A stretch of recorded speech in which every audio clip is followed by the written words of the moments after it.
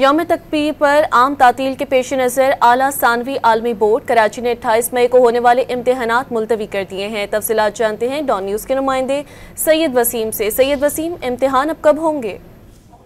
जी बिल्कुल, आला सानवी तालीमी बोर्ड कराची के जो चेयरमैन है गुलाम हुसैन सोहो, उनकी हिदायत पर हुकूमत सिंध की जानिब से बरोज बुध 28 मई को यौम तकबीर पर आम तातील के ऐलान के पेश नज़र उस रोज होने वाले इंटरमीडिएट के इम्तिहानात मुलतवी कर दिए गए हैं। नए शेड्यूल के मुताबिक साइंस प्री मेडिकल और साइंस जनरल ग्रुप के होने वाले पर्चे अब बरोज जुम्मा 30 मई को मुनक्किद होंगे। तफसीलात के मुताबिक 28 मई को बॉटनी, जबकि दोपहर की शिफ्ट में अंग्रेजी का पर्चा होना था और अब ये पर्चे जो है वो 30 मई को होंगे।